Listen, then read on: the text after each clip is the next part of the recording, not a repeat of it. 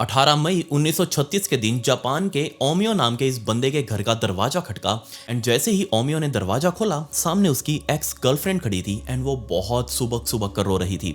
अपनी गर्लफ्रेंड को सामने इस तरीके से रोता हुआ देख ओमियो को लगा कि हो सकता है इसको अपनी गलती का एहसास हो गया हो एंड ये मुझसे वापस पैचअप करने के लिए आई है। बट सामने खड़ी उसकी गर्लफ्रेंड ने अपना मुंह ऊपर उठाया एंड उसको सॉरी बोलने लग गई एंड इसके बाद उसने कुछ ऐसी बात बताई जिसे पूरा जापान अब थोड़ी देर बाद हिलने वाला था। लिटरली इस गर्लफ्रेंड की वजह से पूरे जापान देश के अंदर एक पैनिक छा गया। इस गर्लफ्रेंड का नाम था साडा आबे एंड इस पैनिक का नाम रखा गया साडा आबे पैनिक। लिटरली ये story next to unbelievable, impossible, आप यकीन नहीं कर पाएंगे कि ऐसा कुछ हो सकता है। बट हाँ, ये सब कुछ सच था। ये स्टोरी तब से लेकर आज 100 सालों के आसपास का टाइम होने वाला है, 90 साल तो हो चुके हैं। आज भी ये एक मिसाल बनती है जब बात चलती है प्यार की, सेक्स की या फिर धोखे की। इन तीनों ही चीज़ों के अंदर इस लड़की का नाम हमेशा याद किया जाएगा। आप में से बहुत सारे लोगों ने मुझे कहा था कि विकी साडा आबे की स्टोरी कवर कर दे एंड आज ये स्टोरी आप सभी के सामने, बट ये प्रॉपरली मैच्योर ऑडियंस के लिए है। कोई भी इसको, उससे छोटा बच्चा तो बिल्कुल ना देखे, 18 साल से कम का, क्योंकि इसके अंदर मैं बहुत ही ग्राफिक डिटेल्स और साथ में कुछ ऐसी चीजें डिस्कस करूंगा जो शायद आप हैंडल ना कर पाए। इसीलिए अगर आपको किसी का सहारा चाहिए हो तो सामने लाइक बटन है, इसको दबाकर अपने पास रख लीजिए ताकि आपको अकेलापन महसूस ना हो और आपको डर ना लगे। वैसे मैं तो हूं ही आपके साथ, इसलिए सब्सक्राइब बटन के ऊपर भी क्लिक कर दे, कमेंट्स में पिक में लिख दो, साथ में अपने सवाल नीचे कंटिन्यू लिखते रहिएगा। Let's dive in.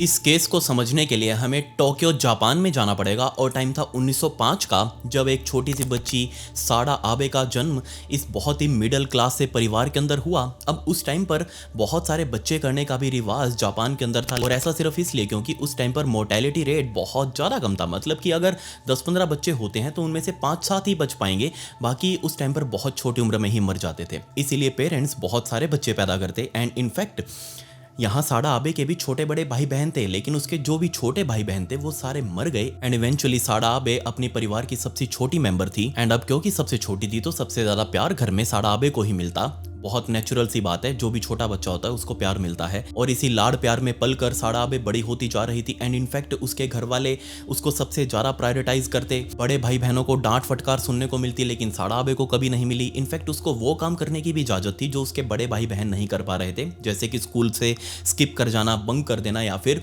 उस टाइम पर उसके बड़े भाई बहनों ने भी इंटरेस्ट दिखाया था कि उनको म्यूजिक सीखना है, ट्रेडिशनल आर्ट्स वहां की सीखनी है जापान की, लेकिन उनको मना कर दिया। बट साडा आबे उसने जब कहा कि मुझे म्यूजिक सीखना है तो उसके माता पिता ने बिल्कुल मना नहीं किया। इनफैक्ट उसको वहां के जो ट्रेडिशनल म्यूजिक इंस्ट्रूमेंट्स थे उनको बजाने के लिए और ये सब सीखने के लिए उसको क्लासेस भी ज्वाइन करवा दी। बट उस टाइम पर जापान के अंदर ये एक मान्यता सी थी, लेकिन कहना नहीं चाहिए, बट उस टाइम पर मान्यता थी कि अगर कोई भी लड़की स्पेशली अगर म्यूजिक क्लासेस वगैरह सीखती है, डांस क्लास वगैरह अगर वो ज्वाइन करती है तो वो बड़ी होकर एक गेशा बनेगी। गेशा असल में जापान के अंदर एक कलाकार को कहा जाता है। उस टाइप के कलाकार जो डांस वगैरह करते हो स्टेज पर चलकर या फिर किसी के सामने अपनी पर्सनल डांस परफॉर्मेंस वगैरह करते हो, उनको गेशा कहा जाता है। और ऑब्वियस सी बात है कि इस टाइप के प्रोफेशन को कोई भी अच्छा नहीं मानता, वहां पर भी नहीं मानते थे, लेकिन साडा आबे के मन में ऐसा कुछ नहीं था। उसको जस्ट लग रहा था कि गेशा एक एंटरटेनर है एंड उसको एंटरटेनमेंट करना बहुत ज्यादा पसंद है। लोग उसके बारे में क्या सोच रहे हैं उसको कोई फर्क नहीं पड़ता। वो घर से अपना बाहर बहुत ही बोल्ड सा मेकअप करके, बहुत ही रिवीलिंग सी ड्रेस पहनकर घर से बाहर निकलती तो भी उसके माता पिता को दिक्कत नहीं थी। आस पड़ोसी उसके माता पिता को पकड़ पकड़ कर समझाते कि गेशा बनना कोई अच्छी बात नहीं है, लेकिन अंदर से साडा आबे को लग रहा था कि वो एक ट्रेंड सेटर है। अगर वो अपने इलाके में ऐसी ड्रेसेस पहनकर घूमेगी तो और भी लड़कियां उसको फॉलो करेंगी और भी लड़कियां गेशा के प्रोफेशन के अंदर आएंगी। बट धीरे धीरे साडा आबे के भाई बहनों के अंदर बहुत ज़्यादा जेलसी कह लो या फिर उनको उसकी फिक्र कह लो, ये सब कुछ पनपने लगा। स्पेशली उसके बड़े भाई के अंदर वो अपने माता पिता से लड़ने लगा कि साडा आबे ऐसे घर से बाहर जाती है, मुझे बिल्कुल भी पसंद नहीं है, लोग हमें ताने मारते हैं। अब चाहे उसके मन में कुछ भी था, लेकिन साडा आबे को मजबूरन उसके माता पिता ने ये कहा कि देखो, भाई बहनों के बीच में तकरार आने से पहले अच्छा होगा कि तुम उनसे ज़्यादा फेस टू फेस मत आओ, तुम अपना काम रहकर बाहर अकेली करो, जो तुमको अच्छा लगे, अगर तुम्हारा मन करे तो कभी घर आ जाना। एंड यही चीज़ साडा आबे ने करी। साडा आबे बहुत लंबे लंबे टाइम तक घर से बाहर रहने लगी, अपने जैसे और लड़कों को ढूंढने लगी, लड़कियों को ढूंढने लगी जो इस प्रोफेशन में थे, उनके साथ टाइम स्पेंड करने लगी। एंड ये उसको बहुत अच्छा लग रहा था क्योंकि जो भी उसके आसपास लोग थे वो उसको कोई टोका टोकी नहीं कर रहे थे, वो उसके ऊपर कोई प्रतिबंध नहीं लगाते। एंड इनफैक्ट वो दूसरे शहरों में भी जाने लगी इन पूरे ग्रुप्स के साथ अलग अलग टाइम पर, काफी दिनों तक वो घर नहीं आती। आप बस इमेजिन करके देखिएगा, सिर्फ 14 साल की उम्र में वो अपने ग्रुप के साथ, जिसमें लड़के भी शामिल थे लड़कियां भी शामिल थी, दूसरे शहर में गई थी एक परफॉर्मेंस के लिए। और उस परफॉर्मेंस के बाद साड़ा आबे का उसके ही दोस्त ने, जो इस ग्रुप में आया था, उसने उसका बलात्कार तक किया। ये बात आकर साड़ा आबे ने अपने माता पिता को बताई एंड ऑब्वियसली उसके माता पिता को बहुत ज्यादा बुरा लगा। उसके माता पिता ने पुलिस की कंप्लेंट भी दर्ज करवाई। पहले उसके माता पिता उसके साथ थे इस पूरी लड़ाई में कि वो चाह रहे थे उस लड़के को सजा मिले, यहाँ साड़ा आबे को इंसाफ मिलना चाहिए। लेकिन धीरे धीरे टाइम बीतने के साथ उसके माता पिता को समझ आ गया कि गलती कहीं ना कहीं हमारी बेटी की ही है, क्योंकि वो उनके कहने सुनने से बाहर हो चुकी है। उसको बहुत मजा आ रहा है इन सब चीजों के अंदर, इसलिए वो उसको सपोर्ट अब नहीं करेंगे। इनफैक्ट उन्होंने तो अपनी बेटी को घर से बाहर निकाल दिया ये कहकर कि कभी दोबारा घर में मत आना। बट इवेंचुअली दोबारा साड़ा आबे के पास तो कहीं जाने के लिए कोई था नहीं। एक टाइम पर तो घर याद आता ही है। वो जैसे ही घर आती उसके माता पिता उसे गुस्सा हो जाते। एंड इनफैक्ट अब इतना गुस्सा ज़्यादा बढ़ चुका था कि उन्होंने साड़ा आबे को टोक्यो शहर के एक बहुत ही जाने माने रेड लाइट एरिया में एक दलाल के हाथों बेच दिया, खुद से बेचा। अब आपको बेशक ये चीज बहुत ज्यादा अजीब लग रही होगी कि माता पिता अपनी बच्चियों को कैसे बेच सकते हैं, बट उस टाइम पर इनको कोई रेड लाइट वगैरह नहीं कहा जाता था, इनको कहा जाता था गेशा हाउस। उस टाइम पर बहुत कॉमन चीज थी कि कोई माँ बाप अपनी बच्चियों को बड़ा करके थोड़ा सा गेशा हाउस में भेज देते थे जिनको इनमें इंटरेस्ट होता था। एंड बाद में ये लोग अपने आप प्रोस्टिट्यूशन वगैरह में उतर जाते, अलग सी लाइफ हो जाती इनकी बिल्कुल। एंड यहाँ जब साड़ा आबे को गेशा हाउस में भेजा गया तो उसको एक अपॉर्चुनिटी दिख रही थी कि हाँ, अब उसकी ज़िंदगी बहुत ज़्यादा अपॉर्चुनिटीज से भरी हुई है, उसको बहुत कुछ करना है एंड उसके पास रहने के लिए एक अच्छी जगह है जहाँ वो आराम से अपना काम करके यहाँ आके रह सकती है। बट इस गेशा हाउस में आने के बाद साड़ा आबे को पता लगा कि गेशा बनना भी कोई ईजी नहीं है। इसके लिए भी बहुत सालों की प्रैक्टिस चाहिए है, एक अच्छा डांस उसको आना चाहिए, एक कला आनी चाहिए जो गेशा के अंदर होती है। उससे पहले मतलब कि जो मेन गेशा होती है ना, उसके आने से पहले छोटी छोटी और गेशाएं आकर जो सीख रही होती हैं उनको माइको कहा जाता है। माइको आके पहले किसी गेस्ट को एंटरटेन करती हैं, बाद में मेन गेशा आती है, वो उसको एंटरटेन करेगी। अब यहाँ साड़ा आबे को मेन गेशा बनना था, लेकिन अब उसके पास कोई खुद की सपोर्ट नहीं, कोई अच्छी टीचर नहीं जो उसको गेशा बना सके। एंड ये बात साड़ा आबे को भी बहुत जल्दी समझ आ चुकी थी कि वो मेन गेशा नहीं बन सकती क्योंकि उसके अंदर वो कला है ही नहीं। वो बस सीखना तो चाहती है लेकिन बन नहीं सकती। इसलिए सारे रेड लाइट एरिया ने जो छोटी छोटी और माइकोज थी उनसे भी नीचे साड़ा आबे को रखा। ये सिर्फ और सिर्फ एक सेक्स डॉल बन चुकी थी। कोई भी लो पेइंग क्लाइंट आता ना जिसके पास पैसे कम होते और उसको इस चीज़ की ज़रूरत होती तो उसके आगे साड़ा आबे को कर दिया जाता है। एंड साड़ा आबे लिटरली अंदर से टूट चुकी थी। एंड ये चीज़ उसके साथ पूरे 5 सालों तक हुई। अनगिनत लोगों ने उसके साथ संबंध बनाए, बहुत कुछ उसके साथ किया। एंड इन 5 सालों के बाद साड़ा आबे को पता चला कि उसके अंदर तो एक बीमारी हो चुकी है। जी हाँ, सिफिलिस, जो कि एक बहुत ही कॉमन बीमारी है। ये उन लड़कियों के अंदर एक टाइम के बाद हो ही जाती है। एंड जैसे ही साड़ा आबे को पता चला कि उसको सिफिलिस हो चुकी है तो उस टाइम पर जापान के अंदर ये रूल था कि अगर किसी भी प्रोस्टिट्यूशन के धंधे में रहने वाली लड़की को सिफिलिस हो जाता है तो उसको रेगुलरली सरकारी अस्पताल के अंदर जाकर अपनी हाजिरी लगानी पड़ेगी एंड अपना चेकअप करवाना पड़ेगा। एंड उसका सारा इलाज भी सरकारी हॉस्पिटल में ही चलेगा। एंड ये चीज़ ऑब्वियसली साड़ा आबे के लिए बहुत ज़्यादा दिक्कत वाली थी। एक तो पहले उसको दिन भर में कई दर्जन क्लाइंट्स हैंडल करने थे एंड फिर उसको टाइम निकाल के हॉस्पिटल में भी जाना, इसलिए वो इन चीज़ों से बहुत ज़्यादा फ्रस्ट्रेट हो चुकी थी। उसने इस चीज़ को छोड़ने का सोचा एंड फाइनली तकरीबन 5.5-6 सालों तक इस गेशा हाउस में रहने के बाद साड़ा आबे इस गेशा हाउस से निकलकर ओसाका जा चुकी थी। एंड इस ओसाका शहर के अंदर आते ही वो सबसे पहले गई टोबिथा ब्रोथल के अंदर, जो कि पूरे जापान का आज भी सबसे बड़ा रेड लाइट एरिया है। बट यहाँ आके भी इसने बहुत तगड़ी भसड़ मचा दी क्योंकि जहाँ ये रेड लाइट एरिया उस टाइम पर था उस जगह के आसपास रहने वाले लोग, सभी लोग लिटरली, जो आसपास पूरी फैमिलीज रहा करती थी, वो इसी रेड लाइट एरिया के लिए काम करती थी। उनका सारा खाना पीना, धंधा पानी, उनका पूरा परिवार इसी रेड लाइट एरिया की वजह से चल रहा था। लेकिन यहाँ आकर इस साड़ा आबे ने देखा कि यहाँ तो सब लोग अपने अपने लिए जी रहे हैं, यहाँ उसके लिए कोई काम ही नहीं कर रहा, उसको कोई पैसे नहीं दे रहा। इसलिए साड़ा आबे ने जो भी क्लाइंट उसके पास सर्व किया जाता उसकी जेब से पैसे चुरा लेती या फिर उससे पैसे लेकर भाग जाती, उसके साथ संबंध नहीं बनाती। अब ऑब्वियसली ये चीज़ उस एरिया को बदनाम कर रही थी कि यहाँ की लड़कियाँ तो ऐसे पैसे लेकर भाग रही हैं, लोगों के बीच में बातें चल पड़ी थी। इसलिए सभी ने मिलकर इस साड़ा आबे को ठिकाने लगाने का सोचा। लेकिन जैसे उसको पता चला कि ये लोग मेरे साथ कुछ भी कर सकते हैं, उसने भागना शुरू कर दिया। जैसे ही साड़ा आबे कहीं भागने भागने की कोशिश करती, आसपास रहने वाली फैमिलीज उसको वापस पकड़ कर ले आती एंड पूरे 2 सालों तक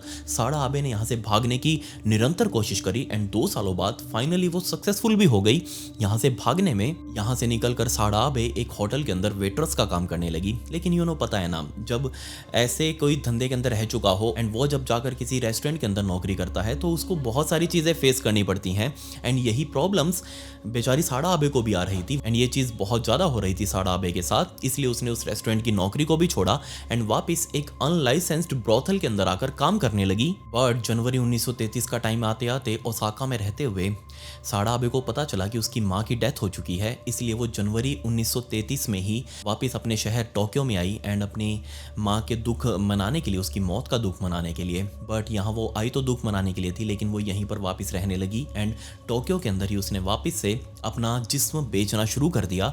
एंड इसी बात से परेशान होकर, क्योंकि अब आसपास इज्जत बहुत ज़्यादा खराब हो चुकी थी घर में, उसके पिता इतने परेशान रहने लगे कि 1934 में उनकी भी डेथ हो गई। बट साड़ा आबे को इस बात से कोई फर्क नहीं पड़ा। उसका काम नॉन स्टॉप चले जा रहा था। अलग अलग ब्रोथल के अंदर उसके कॉन्टैक्ट बन चुके थे एंड जहाँ से भी बढ़िया पैसा मिलता साड़ा आबे उसके क्लाइंट के पास चली जाती। एंड इनफैक्ट 1934 का एंड होते होते साड़ा आबे को जेल जाना पड़ा, क्योंकि एक क्लाइंट के साथ जब पिछली रात वो सो रही थी, उस क्लाइंट की सुबह होते होते मौत हो चुकी थी एंड साड़ा आबे ने खुद पुलिस वालों को यहाँ पर बुलाया था एंड अगेन पुलिस वालों ने ही साड़ा आबे को गिरफ्तार कर लिया।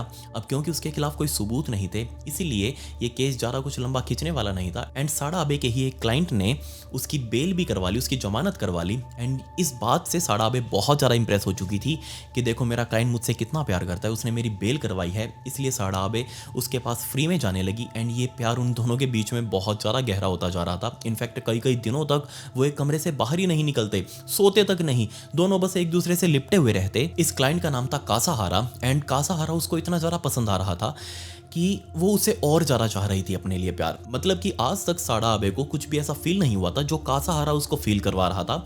इसीलिए उसने कुछ दिनों बाद, जब वो साथ में थे, रहते रहते कुछ दिनों बाद उसने अपने कासाहारा को बोल दिया कि कासाहारा देखो, मुझे पता है तुम मैरिड हो, लेकिन अपनी पत्नी को तलाक दे दो एंड मुझसे शादी करो, किसी भी हाल में करो, मुझे तुम चाहिए हो। बट कासाहारे ने स्ट्रिक्टली मना कर दिया कि वो ऐसा कुछ कभी नहीं करने वाला, तुम्हारे साथ संबंध बना रहा है, इतने में ही खुश रहो।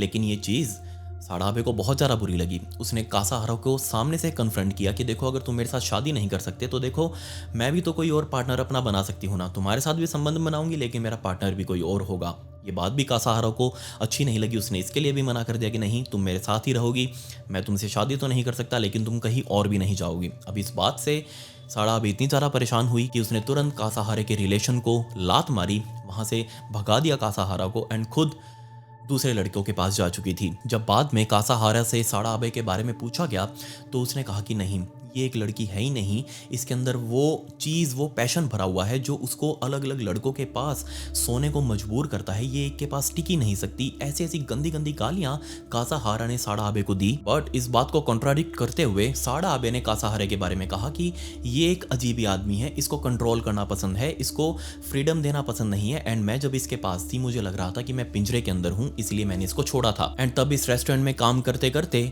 1935 का टाइम आ चुका था एंड अब साड़ा आबे को गोरो ओमिया नाम का एक कस्टमर मिला जो इस रेस्टोरेंट में खाना वाना खाने आया करता था। बट होटल की एक क्लियर कट पॉलिसी थी कि जो भी यहाँ बंदा काम करता है उससे कोई भी डायरेक्ट लिंक किसी भी कस्टमर का नहीं होगा। लेकिन इन दोनों ने आपस में रिलेशनशिप बनाया। गोरो ओमिया एक वहाँ का बहुत बड़ा बैंकर, इसके अच्छे खासे पॉलिटिकल लिंक, इसलिए गोरो ओमिया ने साफ तौर पर साड़ा आबे को कह दिया था कि देखो जो भी तुम्हारे और मेरे बीच है ना, ये हमेशा सीक्रेट रहेगा, कभी भी बाहर नहीं आना चाहिए, क्योंकि मेरी अच्छी खासी रेपुटेशन इस आसपास के इलाके में है। एंड अपने इसी रिलेशनशिप के टाइम में साड़ा आबे ने गोरो ओमियो को अपनी बीमारी सिफिलिस के बारे में बताया। बट जो भी उस टाइम पर इस बीमारी को सुनता था वो उस लड़की से दूर रहता था। लेकिन यहाँ गोरो ओमियो से दूर नहीं हुआ, बल्कि उसने उसका इलाज आगे कंटिन्यू करवाया।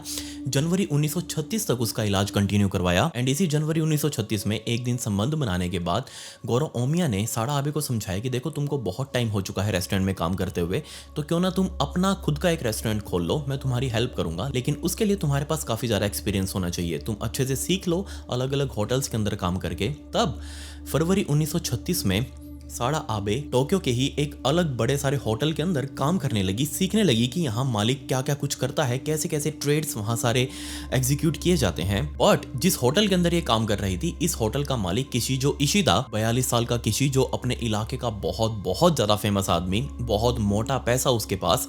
एंड ऑब्वियसली जिस होटल के अंदर ये काम कर रही थी, साड़ा आबे को किशिजो देखते ही एक ही बार में पसंद आ चुका था। धीरे धीरे साड़ा खुद से इशिदा के पास जाने लगी, लेकिन इशिदा के बारे में उसको तब पता चला कि ये तो बस बाहर ही इसकी बहुत ज्यादा हवा है, होटल का ये मालिक नहीं है, बल्कि इसकी पत्नी है जो इस होटल को ऑन करती है, उसी का होटल है। ये तो खुद यहाँ पर बस अपना टाइम पास करने के लिए आता है। एंड दूसरा, उसको ये भी पता चला कि इस होटल में जितनी भी लड़कियां स्टाफ थी, ये सारी की सारी रिलेशनशिप में रह चुकी हैं इस इशिदा के साथ, क्योंकि ये बहुत बड़ा वुमेनाइजर है। ये हर किसी को अपने जाल में फंसाता है। एंड ये साड़ा आबे तो खुद से उसके पास जा रही है, बट कहीं ना कहीं साड़ा आबे के मन में ये था कि जो उसका बॉयफ्रेंड है ना, वो गोरो ओमिया, जिसने उसको ये सलाह दी थी, वो बैंकर, वो कहीं ना कहीं उसको सेटिस्फाई नहीं कर पा रहा। एंड इसीलिए उसको थोड़ी बहुत नजदीकी इस इशिदा के साथ बनानी चाहिए। एंड अप्रैल 1936 तक आते आते दोनों के बीच में रिलेशनशिप सेट हो चुका था। इनफैक्ट इतना ज़्यादा हार्डकोर रिलेशनशिप कि ये लोग किसी के जाने आने की भी वेट नहीं करते, कहीं प्राइवेसी भी देखने की कोशिश नहीं करते, सबके आगे ही किसेस वगैरह करने लग जाते, रोमांस करने लग जाते। इनफैक्ट ये अपने पूरे के पूरे इंटीमेसी संबंध होटल के किचन में ही मना लेते थे, सभी के सामने। इनको कोई फर्क नहीं था कि कौन उन्हें देख रहा है, ये लोग किसके सामने क्या कर रहे हैं, इनको कोई आइडिया नहीं, बट इनको तो बस अपनी सेटिस्फेक्शन चाहिए थी। साड़ा आबे ने बताया कि इशिदा कुछ ऐसा था जो उसको बहुत बहुत ज़्यादा अलग लगा। कभी भी इतने सारे लड़कों के साथ सोने के बाद भी उसको ऐसा फील नहीं हुआ था जो इशिदा उसको करवा रहा था। उसका टच एकदम अलग, वो बहुत ज्यादा स्पेशल था उसके लिए। एंड इसीलिए साड़ा आबे उसके साथ रहने को मरती थी, उसके साथ सब कुछ करने के लिए तड़पती रहती थी। इनफैक्ट अब 23 अप्रैल 1936 का दिन आ चुका था, जब ये लोग पहली बार रात को एक साथ होने वाले थे, एक होटल के अंदर, अलग होटल के अंदर। वैसे तो इन लोगों ने ये होटल एक रात के लिए ही बुक किया था, बट क्या आप बिलीव करेंगे कि ये लोग अपने बेड से 4 दिनों तक उठे ही नहीं। आने वाले 4 दिनों तक ये उसी बेड पे पड़े रहे, खाना बाहर से आता। इनका लव किस लेवल का था, इसका अंदाजा आप यहां से लगा लीजिए कि इन्होंने अपना होटल रूम तक लॉक करना जरूरी नहीं समझा अंदर से। ये मान रहे थे कि हमें बेड से नहीं उठना, खाना सब कुछ मंगवा लेंगे किसी वेटर को भेज के, हम बेड से नहीं उठेंगे, अंदर आएगा वो, हमारे पास खाना रख जाएगा, जैसा भी मोमेंट हमारा चल रहा हो वो देख लेगा, कोई दिक्कत नहीं है। 23 अप्रैल को इन लोगों ने चेक इन किया था, 27 अप्रैल को यहां से चेकआउट किया। एंड चेकआउट करके आपको क्या लग रहा है, ये अपने अपने घर गए होंगे? नहीं, ये दूसरे होटल में गए एक साथ और जरा टाइम स्पेंड करने के लिए। एंड दूसरे होटल में जाकर तो इन लोगों ने अपने पास डांस करने के लिए एक प्रोफेशनल गेजा को भी बुलाया, जो कि रात को इनके सामने आई, डांस वगैरह परफॉर्म कर रही थी। एंड उसके सामने ही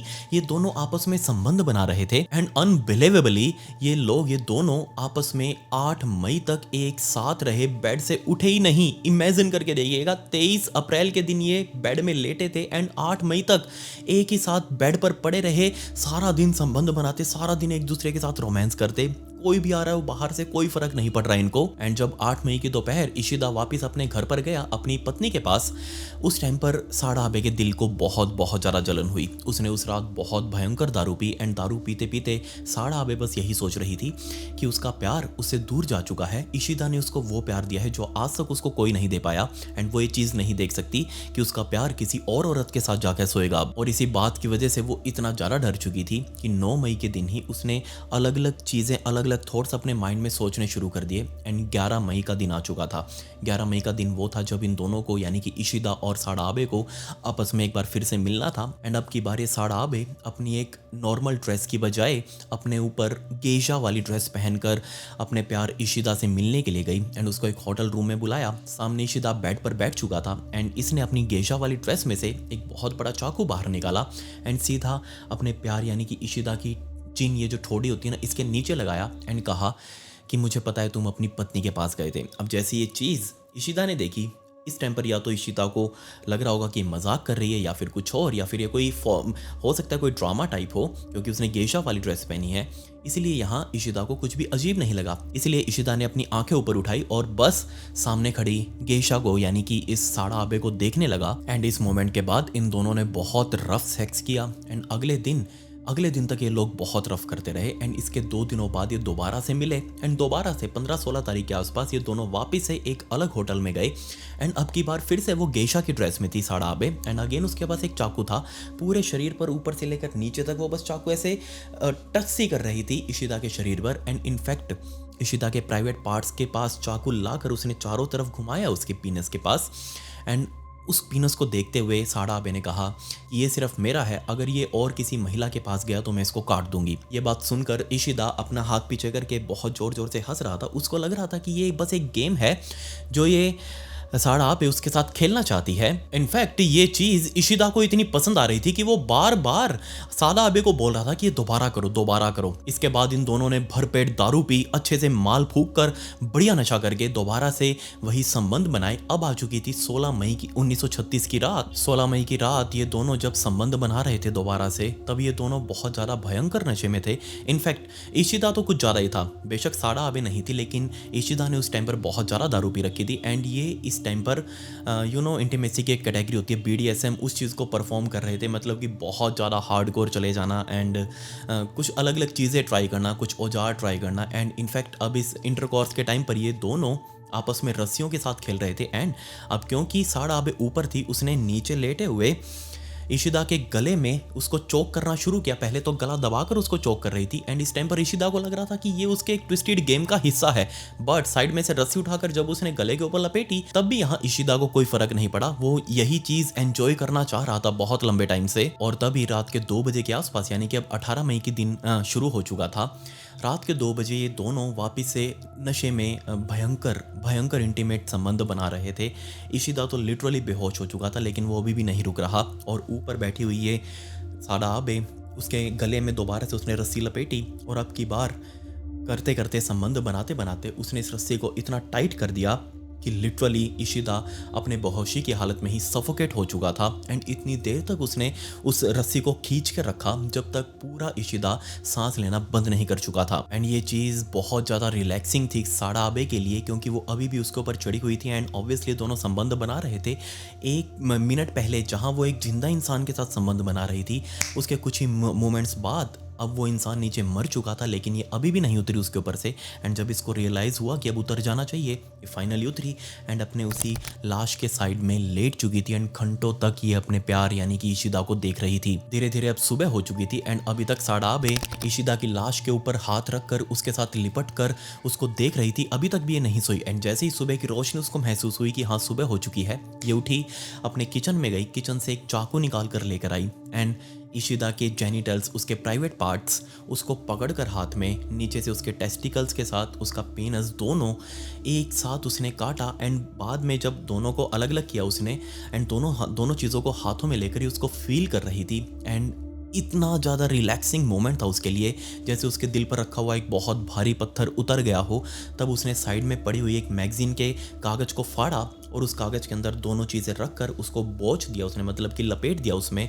एंड उसने अब क्योंकि खुद भी कपड़े पहन लिए थे अपने ऊपर, उसने जो ऊपर टॉप सा पहना हुआ था गेशा वाला, उस टॉप के अंदर डाल लिया उसने वो जेनिटल्स वगैरह सारे प्राइवेट पार्ट्स एंड अभी दोबारा से वो अपनी इशिदा को देखने लगी। इसका मन अभी भी यहाँ नहीं भरा, अभी भी अपना प्यार इशिदा के लिए दिखाना चाहती थी। एंड तब उसने उसी चाकू से उसके सीधे हाथ के ऊपर काफ़ी सारे कट्स लगाए एंड जो खून उन कट से निकल रहा था उसको चाकू की नोक के ऊपर लगाकर नीचे बेडशीट पर उसने अपना नाम साड़ा आबे लिखा, उसके बराबर में इशिदा लिखा एंड नीचे लिखा जस्ट 2 of us, यानी कि सिर्फ हम दोनों। इसका मन अभी भी नहीं भरा। दूसरे उसके उल्टे हाथ पर इशिदा के उसने अपना नाम अपने उसी चाकू से रगड़ना शुरू कर दिया, काटना शुरू कर दिया उसके हाथ के ऊपर एंड इतनी गहराई से काट रही थी कि लिटरली उसकी वो चाकू की नोक हड्डी पर जा जाकर लग रही थी। जिसके बाद उसको एहसास हुआ कि सुबह के 8 बजे के आसपास का टाइम हो चुका है एंड अब उसको यहाँ से निकलना चाहिए। उसने अपने आप के कपड़े संभाले, अपने हाथ पर जो खून वगैरह लगा हुआ था उस खून को साफ किया, दोबारा से इशिदा की तरफ मुड़कर देखा एंड इस रूम को बाहर से लॉक करके ये बाहर आई एंड होटल वालों को कहा कि मेरा जो पार्टनर है वो अंदर अभी सो रहा है, उसको डिस्टर्ब बिल्कुल मत करना।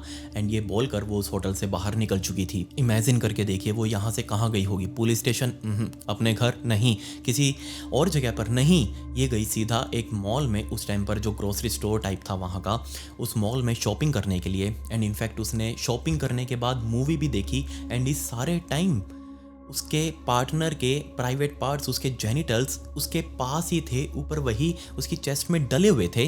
वो बार बार उनको पकड़कर ऊपर से फील कर रही थी, बार बार दबा रही थी। उसने खुद बताया कि जब वो मूवी देख रही थी तब बार बार वो अपना हाथ ऊपर करके छाती के पास उस जेनिटल्स को दबा दबा कर फील कर रही थी। एंड ये सारा काम करने के बाद दोपहर होते होते वो सीधा अपने एक्स लवर यानी कि उसी बैंकर वाले लवर के पास गई, गोरो ओमिया। उसका दरवाज़ा खटखटाया एंड जैसे सामने से इस ओमिया ने दरवाज़ा खोला, ये अपनी गर्लफ्रेंड को सामने खड़ा देख ये भी पिघल चुका था कि हो सकता है इसकी गर्लफ्रेंड को रियलाइज़ हो चुका हो, उसको अपने किए का बुरा लग रहा हो कि हाँ वो उसको छोड़कर उसने गलती करी है एंड ये उसे वापस पैचअप करने के लिए आई है। बट सामने जब इस खड़ी सादा आबे ने बोलना शुरू किया कि मुझसे बहुत बड़ी गलती हो गई है, प्लीज़ मुझे माफ़ कर दो, प्लीज़ मुझे माफ़ कर दो। एंड ये बोल बोल कर वो ज़ोर ज़ोर से रोने लगी। ओमिया ने उसको पकड़ा, अंदर बुलाया, अपने से गले से लगाया एंड पूछा कि क्या हुआ है, बात बताओ। तब इसने सारा कुछ बताना शुरू किया एंड लिटरली ओमिया भी अभी इस टाइम पर बहुत बहुत ज़्यादा शॉक्ड हो चुका था। जबकि दूसरी साइड इसी टाइम पर वो होटल स्टाफ वाले दरवाज़ा खटखटा रहे थे। जब दरवाज़ा नहीं खुला तो इस दरवाजे को तोड़कर अंदर जाया गया एंड अंदर जाकर जब रूम का हाल देखा तो वो भी बहुत ज़्यादा हैरान थे। पूरी बेडशीट खून से भरी हुई थी एंड एक पूरे तरीके से न्यूड लाश इस बिस्तर के ऊपर पड़ी थी जिसमें प्राइवेट पार्ट्स मिसिंग थे एंड दोनों हाथ कटे हुए थे। गले में 3-4 राउंड रस्सी लपेटी गई थी एंड वो भी बहुत ज़्यादा टाइटली। लाश पूरी नीली पड़ चुकी थी एंड तुरंत पुलिस वालों को मौके पर बुलाया गया, लाश को कब्जे में लिया गया एंड इनफैक्ट उस टाइम पर जो क्राइम रिपोर्टर्स थे उन्होंने इसकी फ़ोटो भी खींची थी लाश की एंड वो लाश की फ़ोटो सीधा अगले दिन न्यूज़पेपर के अखबारों के फ्रंट पेज पे थी। ये खबर उस टाइम पर पूरे जापान में आग की तरह फैली। बेशक उस टाइम पर कोई सोशल मीडिया नहीं था, कुछ नहीं था, लेकिन फिर भी ये खबर बहुत जोर की वायरल हो चुकी थी पूरे जापान देश के अंदर। उस टाइम पर अगले दिन यानी कि 19 मई के दिन पैनिक लग गया था, पैनिक छा गया, हर किसी के अंदर डर का माहौल है, हर कोई पूछना चाह रहा है कि कौन है, कौन कर सकता है इतना भयंकर काम। एंड जल्दी ही इस होटल वालों ने बता दिया कि एक लड़की थी जिसने अपना नाम सादा आबे बताया था एंड जैसे सादा आबे का नाम सामने आया, टोक्यो में लिटरली उसको उस टाइम पर हर कोई जानता था। जैसे ही सादा आबे का नाम सामने आया, गोरो ओमिया का नाम तो अपने आप ही सामने आना था क्योंकि पूरे शहर को पता था कि ये उसकी गर्लफ्रेंड रह चुकी है। पुलिस वालों ने गोरो ओमिया को भी उठाया लेकिन उसने बताया कि कल आई थी वो मेरे पास, लेकिन अब मुझे नहीं पता वो कहाँ है, मेरे पास से जा चुकी है। पूरे देश के अंदर अब पैनिक फैल चुका था। इस पैनिक का नाम रखा गया सादा आबे पैनिक। इनफैक्ट हाल यहाँ तक देख लीजिए, पूरे जापान के अलग अलग शहरों में लोग जाम लगा रहे थे, बड़े बड़े हाईवेज पर बड़ा बड़ा जाम उस टाइम पर लगा हुआ था क्योंकि सबके अंदर गुस्सा था, सबके अंदर पैनिक था। एंड जब ये सब कुछ हो रहा था उस टाइम पर सादा आबे इसी टोक्यो शहर के एक छोटे से होटल के अंदर छुपकर अकेली कमरे में बैठी हुई थी एंड उसके बाहर कई सारे प्रोटेस्टर्स भी घूम रहे हैं, वो देख रही है एंड वो खुद अंदर से उसको अभी भी डर नहीं लग रहा, वो खुद को मारने की तैयारी में थी। उसने खुद के फेयरवेल लेटर्स लिखने शुरू कर दिए, अपने लास्ट थॉट्स लिखने शुरू कर दिए। बहुत उसने दारू पी, बहुत बियर पी अपने फाइनल डेज़ के अंदर। उसको लग रहा था कि वो एक काम करने के सिर्फ एक हफ्ते बाद खुद को ख़त्म कर लेगी। एंड क्या आप इस बात के ऊपर बिलीव करेंगे कि जितने दिन भी वो इस होटल के अंदर थी उसके हाथ में वही उसके पेनिस, इशिदा का पेनिस और टेस्टिकल्स थे। एंड अनबिलीवेबली सादा ने खुद बताया कि मैं हर आधे घंटे में, हर कुछ मिनटों बाद वो पेनिस अपने मुंह में डालकर बस उसको फील कर रही थी एंड जो उसके टेस्टिकल्स से उनको भी अपने मुंह में डालती, काफ़ी देर तक उनको मुंह में रखती एंड बस फील करती रहती मेरा और इशिदा का प्यार। बट फाइनली दिन आया 21 मई 1936 का शाम के 4 बजे इस होटल के उसी कमरे का दरवाज़ा खटका जिसके अंदर सादा आबे मौजूद थी। एंड जैसे सादा आबे ने दरवाज़ा खोला, सामने 2 पुलिस ऑफिसर्स खड़े थे। इन पुलिस वालों को देखकर वो बिल्कुल भी नहीं घबराई, कोई बहाना नहीं बताया, बहुत स्ट्रेट फॉरवर्ड थी। पुलिस वालों के कुछ भी बोलने से पहले उसने खुद बोला कि क्या आप लोग सादा आबे को ढूंढ रहे हैं। पुलिस वालों ने कहा कि हाँ। तब उसने कहा कि मैं ही सादा आबे हूँ। ये बात सुनकर पुलिस वालों को बिलीव नहीं हुआ कि एक इतनी स्ट्रेट फॉरवर्ड, इतनी हम्बल, इतनी काइंड, इतनी जेंटल औरत ऐसा कैसे कर सकती है। इतने भयंकर कांड को वो अकेले तो अंजाम नहीं दे सकती। बट सादा आबे ने कहा कि मुझे पता है आप मेरे बारे में कुछ और सोच रहे होगे, बट मैं ही हूँ, विश्वास कीजिए। अगर आपको विश्वास नहीं होता तो 1 मिनट रुकिए। सादा आबे पीछे गई, वापस अपने बेड पर उसने उसी मैगजीन के कवर में वही जेनिटल्स यानी कि पीनस और टेस्टिकल्स रखे हुए थे, उस कागज़ को उठाकर लेकर आई पुलिस वालों के सामने एंड कहा कि ये लो, इसका प्रूफ, आप इसी को ढूंढ रहे होंगे और साथ में मुझे भी ढूंढ रहे होंगे। ये कहकर उसने पुलिस वालों को वो थमाया एंड वो भी खुद यहाँ से जाने के लिए अब तैयार थी। पुलिस वालों ने उसके साथ 8 बार बहुत लंबी लंबी पूछताछ अब शुरू करी, लेकिन हर बार उससे एक ही सवाल पूछा जाता कि तुमने उसके जेनिटल्स क्यों काटे, क्यों उसका प्राइवेट पार्ट काट कर अपने साथ ले गई।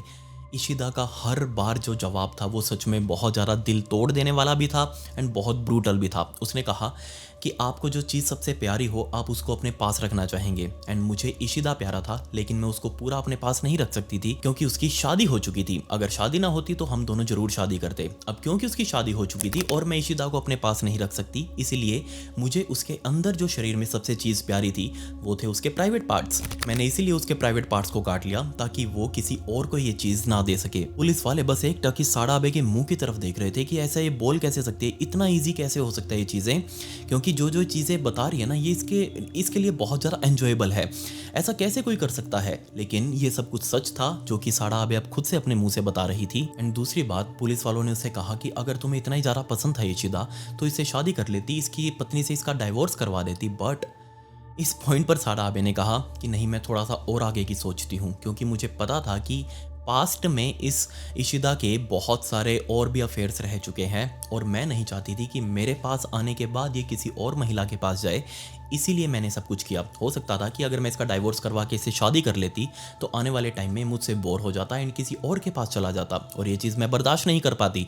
आज नहीं तो कल ये काम होना ही था, इसलिए मैंने आज इसको शांत कर दिया। अब ये किसी और के पास नहीं जा सकता मेरे अलावा। एंड दूसरी बात, पुलिस वालों को जो पोस्टमार्टम रिपोर्ट मिली थी ना, तो उस पोस्टमार्टम रिपोर्ट को पुलिस वालों ने पब्लिक कर दिया, अखबार में छपवा दिया।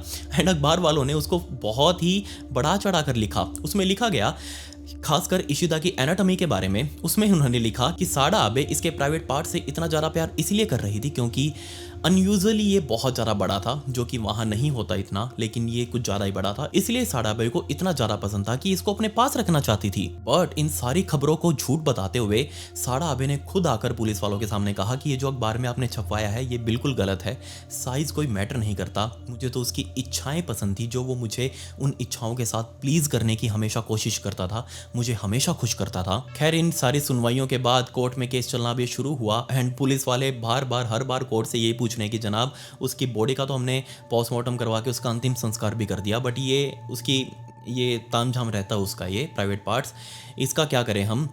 हर बार वहाँ का जज यही कहता कि इसको झोले में डालकर अपने घर ले जाओ। पुलिस वाले उसको लेकर भी जाते, बट एट द एंड जज ने यही कह दिया कि काम करो, ये केस इतना पूरे देश में फैला है सिर्फ इसी सामान की वजह से जो तुम्हारे हाथ में है, एक काम करो, इस सामान को टोक्यो यूनिवर्सिटी के म्यूज़ियम में रखवा दो। एंड कमाल की बात यहाँ ये थी कि इशिदा के प्राइवेट पार्ट्स को पब्लिकली म्यूज़ियम में रखवा दिया।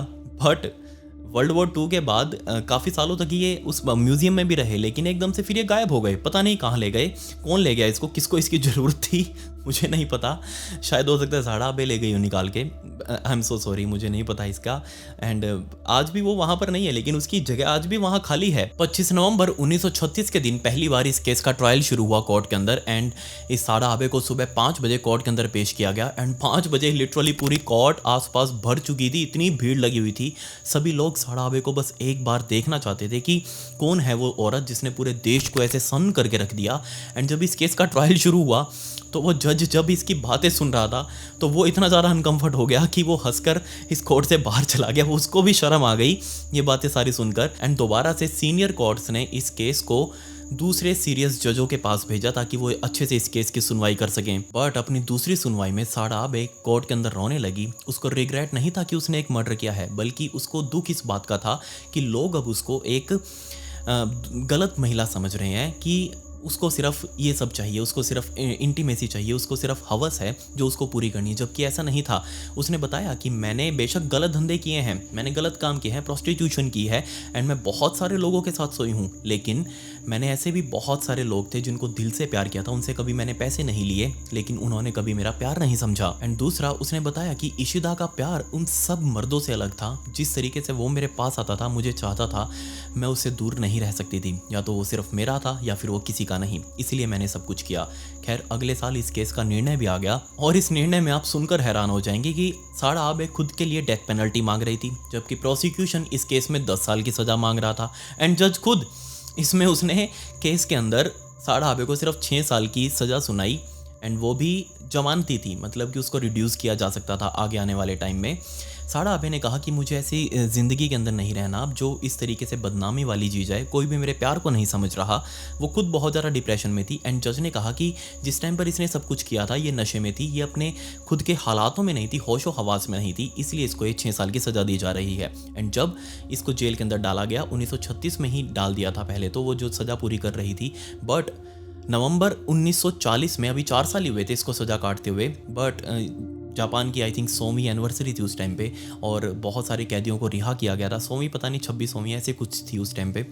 सो जापान के बहुत सारे कैदियों को रिहा किया गया था एंड उसमें सादा आबे भी मौजूद थी, उसको भी रिहा कर दिया गया। एंड अब क्योंकि 1940 के आसपास का टाइम वो टाइम था जब पूरा जापान वर्ल्ड वॉर 2 के अंदर घिरा हुआ था, बहुत सारे लोग अब जापान की सेना के मर रहे थे, जापान में एकदम से पॉपुलेशन डाउन आ रही थी एंड उस टाइम पर सरकार ने ये फैसला किया था कि लोगों को वो उत्साहित करेगी कि पॉपुलेशन बढ़ाओ, अपने लिए टाइम निकालो। एंड उस टाइम पर एक 3S कानून तक लागू किया गया था पूरे जापान में, जिसका मतलब था स्पोर्ट, सेक्स एंड स्क्रीन, मतलब कि देखो, खेलो और बस ये सब कुछ करो एंड पॉपुलेशन बढ़ाओ, काम वाम क्या करोगे करके ये सब कुछ करो पहले। एंड इसी बीच साड़ा आबे भी अपनी पर्सनैलिटी बदलकर अपना नाम उसको एक नया दिया गया एंड दूसरे शहर में उसको शिफ्ट किया गया ताकि वो क्वाइटली जी सके।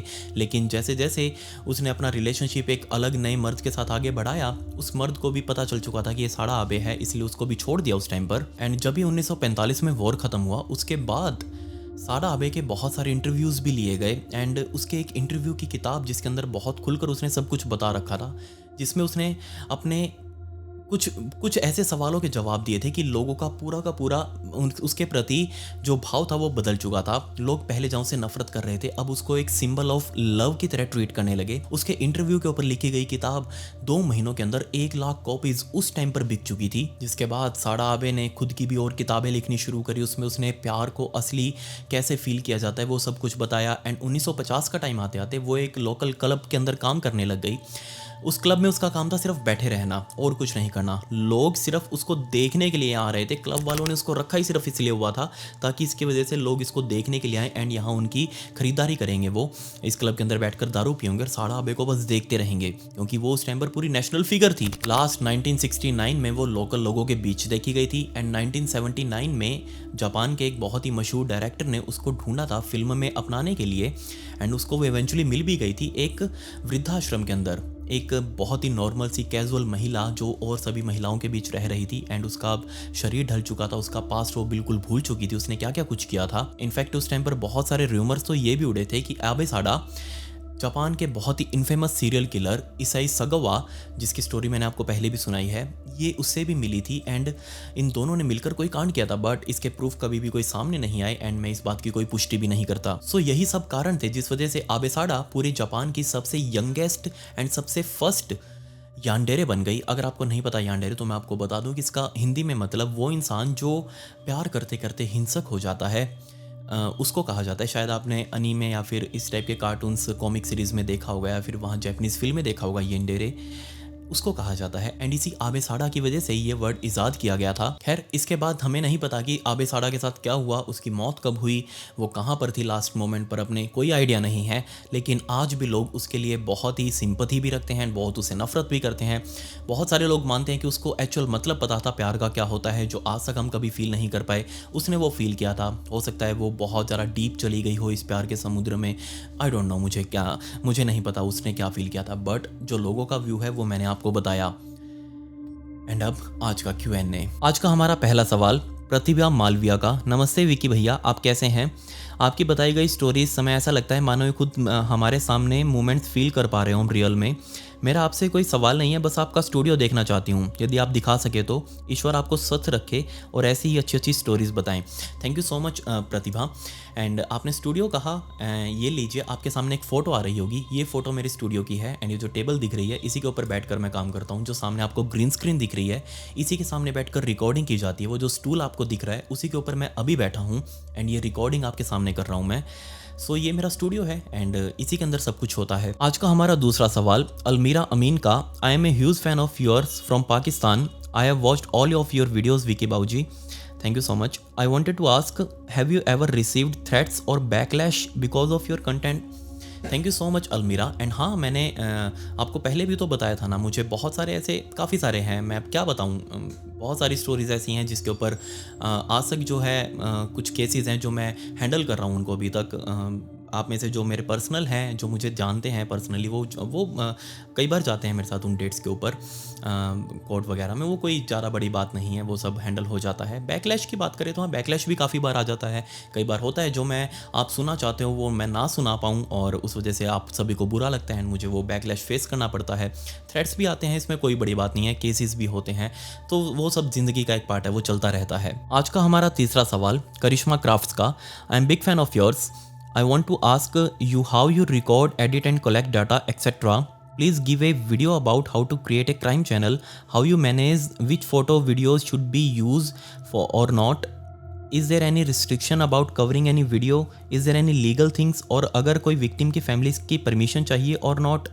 Please give some information about how you create and run the crime channel. Please pick me and share your answer. By the way, I love the way of your storytelling. Thank you so much Karishma. And आपने जो सवाल किया है उसका जवाब मैं आपको पहले भी दे चुका हूँ। देखो, सारा डाटा वैसे तो इंटरनेट के ऊपर पड़ा है, हमें कुछ खास परमिशन की ज़रूरत नहीं होती, लेकिन हाँ, जब हम एक क्राइम चैनल हैंडल कर रहे हैं, एक क्राइम डॉक्यूमेंट्री बना रहे हैं, उस टाइम पर बहुत ध्यान रखना पड़ता है कुछ ऐसे वर्ड्स का या फिर कुछ ऐसे सीन्स का जो हम एक्सप्लेन नहीं कर सकते, जो यहाँ के लिए वैलिड नहीं है, कम्युनिटी गाइडलाइंस के खिलाफ है यूट्यूब के, इसलिए बहुत केयरफुल रहना पड़ता है इस चीज़ के लिए। मैं उस हद तक ही जाता हूँ जहाँ तक मैं बोल सकता हूँ, वरना तो मैं बहुत कुछ बता दूँ आपको जो यहाँ पर इलीगल है बताना, जो यहाँ कम्युनिटी गाइडलाइंस उसको फॉलो नहीं करती। मैं कुछ पर्सनली अपनी तरफ से नहीं बताकर बोल रहा, बहुत सारी ऐसी चीज़ें हैं माइंड में जो मैं आपको बताना चाहता हूँ, लेकिन फिर वही है, यूट्यूब हाथ धोकर मेरे पीछे पड़ जाएगा, लठ मारेगा देकर मुझे, तो वो चीज़ देखो थोड़ा सा अच्छा नहीं लगता। एंड दूसरा, आपने कहा कि कलेक्ट कहाँ से करता हूँ डाटा, सारा कुछ इंटरनेट के ऊपर पड़ा हुआ है, बट काफ़ी बार होता है कि मुझे विक्टिम्स की या फिर कल्परेट्स की फैमिलीज़ को मेल डालने पड़ जाते हैं विदेशों में, उनसे बातें करनी पड़ जाती हैं, उनका वेट करना पड़ता है कब वो रिप्लाई करेंगे। वैसे तो देखो, जो इन्फॉर्मेशन पब्लिक डोमेन में पड़ी है ना, आप उसको किसी भी तरीके से यूज़ कर सकते हैं, उसके ऊपर कोई भी आपको परमिशन लेने की जरूरत नहीं है, क्योंकि वो तो पहले से ही पब्लिक डोमेन में है, उसमें क्या ही जरूरत पड़ेगी। आज का हमारा पांचवा सवाल बहरुल हुसैन का। I am your old subscriber, the way you explain stories are just awesome Vicky भाई। My question is, crime related story telling बहुत सारे हैं, बट आप इन सबसे हटके वीडियोस कैसे बनाते हैं? Thank you so much brother. देखो, ये तो आप सबका नज़रिया है, मैंने आपको पहले भी बताया था कि बहुत सारे हैं, हज़ारों चैनल्स होंगे, हज़ारों स्टोरी टेलर्स होंगे अभी आपके सामने, आप किसी की भी वीडियोस जाकर देख सकते हैं, लेकिन मेरे को उन सबसे अलग क्या बनाता है, वो है डीप डिटेल्स जाना। वो सभी क्या है, ऊपर ऊपर से पढ़ देंगे। जो एक मान लो न्यूज़ आर्टिकल आया कोई, उसी न्यूज़ आर्टिकल को अपने सामने चिपका के दीवार पे उसी स्क्रिप्ट, उसको ही स्क्रिप्ट मानकर सब कुछ पढ़ देंगे। कोई उसमें डीप डिटेल्स में नहीं जाना, कोई वेरिफिकेशन नहीं करना, सिर्फ उनको क्या रहता है कि जल्दी से जल्दी इसको कवर करो। बट मेरा नहीं है, मुझे चाहिए टाइम कोई भी स्टोरी के लिए, मुझे डीप डिटेल्स पसंद है, मैं उसकी गहराई में जाता हूँ, मुझे गहराई पसंद है, इसलिए हमेशा मेरी वीडियोस थोड़ी लेंथी जरूर होंगी, लेकिन आपको पूरा इंसिडेंट ऐसा फील होगा जैसे वो सब कुछ आपके सामने हो रहा हो। आज का हमारा पांचवा सवाल उपहार गुरुंग का। नमस्कार बाबूजी, how are you? I am big fan of you. I am from Nepal and living in Hong Kong now. I am listening to your stories since last 3 years. My question is, will you ever cover any cases from Nepal in future? Please let us know. I hope you will pick my comment in next video. I am still waiting for my turn. I will keep commenting until my comment is picked. Thank you. Thank you so much उपहार। And हाँ, नेपाल से मेरे बहुत सारे viewers हैं, बहुत सारे messages भी आते हैं, एंड बहुत ही अच्छे अच्छे वहाँ के लोग हैं, बहुत प्यारे लोग हैं, मैं बहुत पसंद करता हूँ नेपाल को।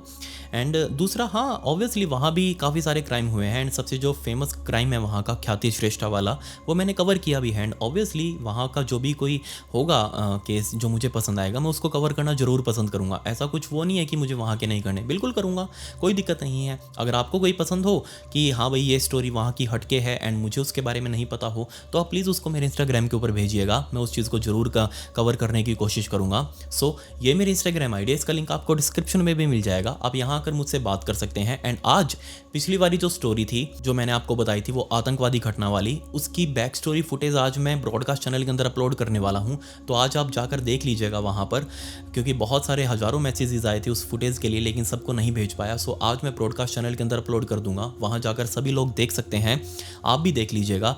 ये मेरी इंस्टाग्राम आईडी है, इसका लिंक आपको डिस्क्रिप्शन में भी मिल जाएगा। यहाँ मैं ऐसी स्टोरीज़ की रील्स बनाता हूँ, उन्हीं को रील्स फॉर्मेट में एक्सप्लेन करता हूँ। सो आपके हाथ से फॉलो बटन जरूर क्लिक हो जाना चाहिए। खैर, पिछली वीडियो का शाउट आउट और हम खान को and comment pick me to get a shout out in next video. मिलता है अगली वीडियो में। ये वीडियो देखने के लिए धन्यवाद।